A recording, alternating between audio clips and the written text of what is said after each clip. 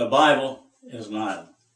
Now I'm teaching you Holy Ghost things, spiritual things. So when Zacharias was burning incense in the temple, he was there and an angel appeared to him and said, your wife Elizabeth will conceive and they'll have a son.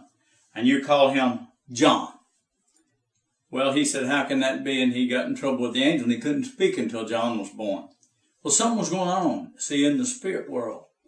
And then a virgin, she said, how can I be with child when I don't know a man? He said, the Holy Ghost will come over you and you will conceive and your son's name will be called Jesus.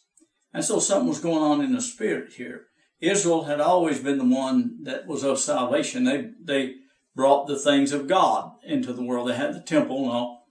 And so John was born 30 years later. He was out there crying, make straight the paths of the Lord. You know, there's one standing in your midst who you know not, who will baptize you in the Holy Ghost and fire. So John was baptized them in water. Well, as you know, they didn't want the will of God on earth like they don't want it today.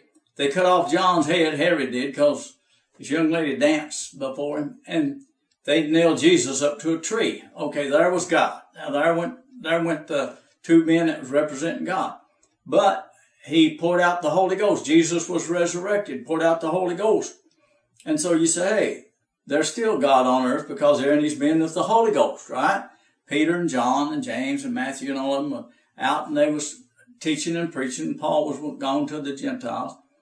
And so the Spirit was still doing things. Okay. Now, if you'd got up 70 years later, you couldn't have burned incense in the temple because they tore down the temple. They scattered the Jews throughout all the world. And then in the Second World War, they killed about 6 million of them. The people that's in Israel now, they don't even call them Jews, they call them Zionists. They've been mixed up so much with the Spanish, with the French, the English, and everywhere they've been. Every time a Jewish family joins in with the Gentile family, your Jewish family is gone. So the Jews are basically gone. The time of the Jews are gone.